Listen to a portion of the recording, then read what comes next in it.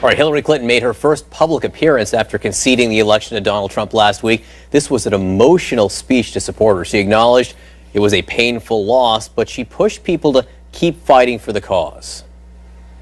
I know many of you are deeply disappointed about the results of the election.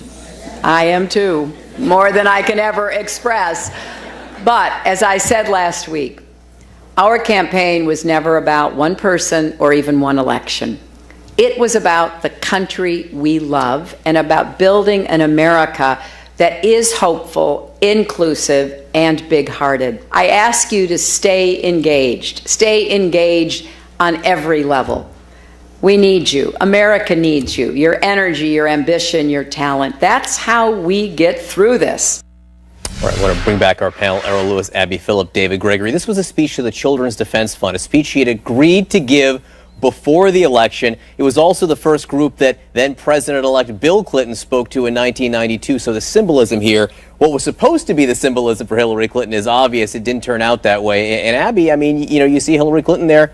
Losing sucks, right? I don't think there's any other way to say it, but she's trying to prove that she's fighting through it. Yeah, and this is also the place where she began her career after law school, so the meaning for her is pretty significant here, and I think that probably added to the emotion. I think she was trying to send a signal of what she's likely to be engaged with after the dust has settled from this election, reverting back to some of the causes of her youth and some of the causes of her early career, and also sending an important message to her supporters who she knows are devastated. Some of them, like her, didn't want to get out of bed for the last week and need some motivation to keep going, because Democrats are really strapping in for an extended period of powerlessness in Washington, and that's something that is going to take a lot of energy to sort of to persevere through, so that they can go into the next cycle with some momentum. And Errol, she talked about things we can all relate to after some setback, which is not wanting to get off the couch. So let me play for you what she said she's been experiencing. I will admit, coming here tonight wasn't the easiest thing for me. There have been a few times this past week when all I wanted to do was just to curl up with a good book or our dogs and never leave the house again. I think helpful and healing for her supporters and Democrats who feel the exact same way to hear that she's going through that. Well, maybe. I have to say what was missing from the speech was any sense of sort of responsibility, either for her personally. Understandable, we'll give her a pass on that, but the Democratic leadership has got to figure out what becomes of the old Obama coalition, which clearly was not enough to sustain or transform into a Hillary Clinton winning coalition. They've got to figure out what they are going to do. So not too soon for that in this. I mean, in her first public appearance, she should have come out and been like, here's what we've learned. No. I mean, I'm just pointing out that it wasn't in the speech, but it's a really pressing issue. I think what she signaled by leaving that out, at least in this speech, is that she's not going to be part of that discussion, that it's going to be up to others. It's going to be up to Chuck Schumer, maybe Bernie Sanders, Elizabeth Warren, the leadership of the Democratic Party. They're going to have to figure out what they stand for, where they're going to go, how they're going to put it back together again. And I think that's partly why Nancy Pelosi has not been able to sort of close the deal with her own conference.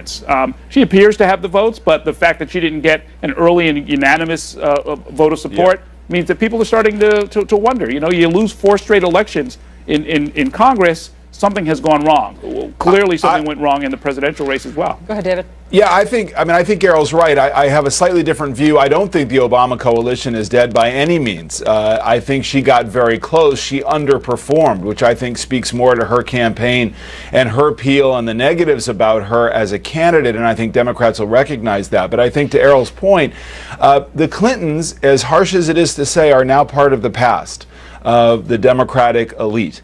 They are not really going to chart the course to lead the way forward. That's going to go to others, younger people in the party, different kinds of visionaries, because I think what's critical about that Obama coalition that speaks to the demographic change in the country, that speaks to the future demography in America, that will have to be harnessed by a different leader in the Democratic Party. And the extent to which Hillary Clinton has a voice, I think she will have a voice. She still has 62 million votes and a lot of supporters. I think she's going to have to very carefully calibrate how she uses that influence in this shorter term before it really that influence tends to fade. The problem, David Gregory, is where is this next generation of Democratic leaders of which you speak, because they are not right now in any elected office. I mean, you look at the Democrats right now who are in power, they're all people who have been there for a long, long time. Chuck Schumer, who just took over the Democrats in the Senate, he's not a young guy, and we don't know where he's going to choose to fight. Bernie Sanders, who spoke last night, spoke about the need to stand up to the White House on issues like, or the incoming White House on issues like Steve Bannon.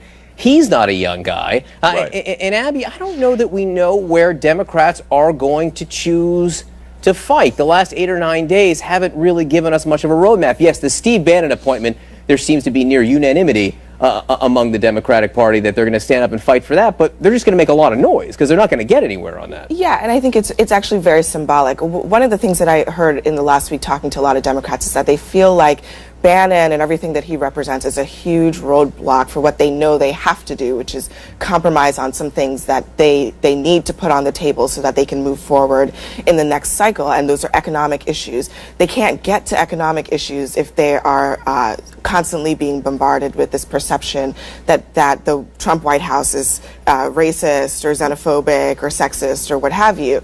So you have labor leaders basically saying, look, we need to deal with this first so that we can talk about trade, so we can talk about infrastructure, so we can talk about taxes. Yeah. And I think that's where they're headed. Not a lot of Democrats are going to be very enthusiastic about this posture of compromise, but it's something that I think congressional Democrats believe that is not only necessary, but they have no choice at the end of the day. Errol, very quickly, you know New York politics better than most anybody. What's Chuck Schumer and Donald Trump's relationship going to be like going forward? No, Chuck Schumer is going to be focused, I think, like a laser on trying to make sure that his marginal members, some of the people who are now in what were Trump states, can survive 2018. I think that's going to be 100% of what he's worried about for the next 24 months. His relationship with Donald Trump will consist of, I think, trying to sort of steal some issues from them. There actually is a fair amount of common ground on trade and a lot of other issues. If it can help Schumer maintain his